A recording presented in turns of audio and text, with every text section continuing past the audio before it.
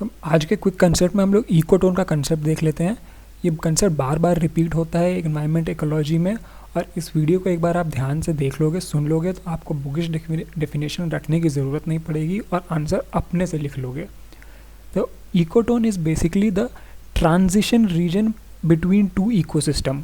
मतलब कि मान लो दो इकोसिस्टम हैं, फॉरेस्ट और ग्रासलैंड, एग्जाम्पल के तौर पे ले लिया।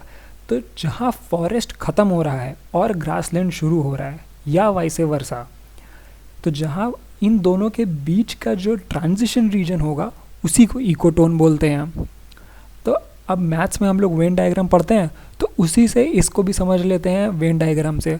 मान लीजिए कि ये एक इकोसिस्टम है फॉरेस्ट का, दूसरा इकोसिस्टम हमने ले लिया ग्रासलैंड का।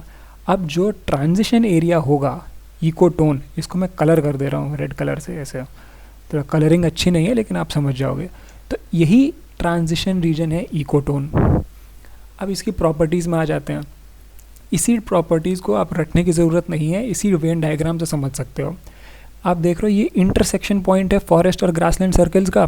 तो मतलब कि जो फॉरेस्ट की प्रॉपर्टीज़ होंगी वो यहाँ पे मिलेंगी, जो ग्रासलैंड की प्रॉपर्टीज़ है वो यहाँ मिलेंगी।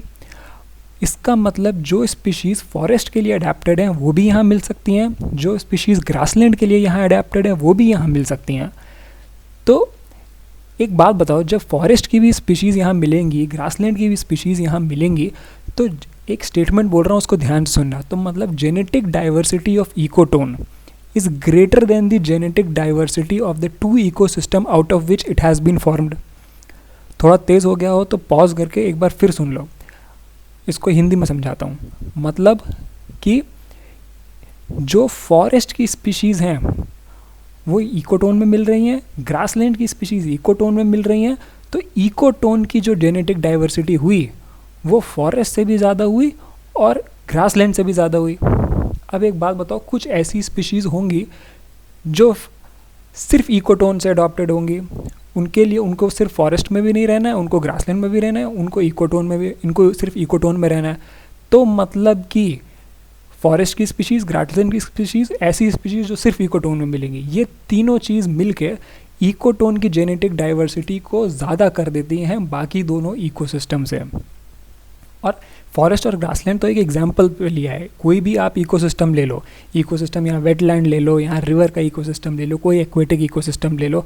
इकोसिस्टम एक पॉन्ड भी हो सकता है और पूरे बायोस्फीयर को भी एक इकोसिस्टम मान सकते हो। इकोसिस्टम छोटा छोटा से लेके आप entire biosphere of the earth is an ecosystem.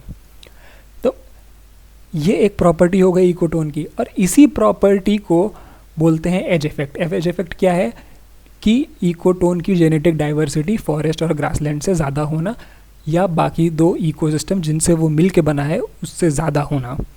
As effect इसलिए बोलते हैं क्योंकि ये दोनों इकोसिस्टम के एज पे पाया जाता है ये इफेक्ट। एक प्रॉपर्टी ये भी मान लो कि क्वेश्चन आ सकता है एग्ज़ाम में कि क्या इकोटोन को मैन मेक किया जा सकता है, मतलब मैन बना सकता है। तो हाँ, इकोटोन को मैन मेड तरीके से बनाया जा सकता है। कैसे?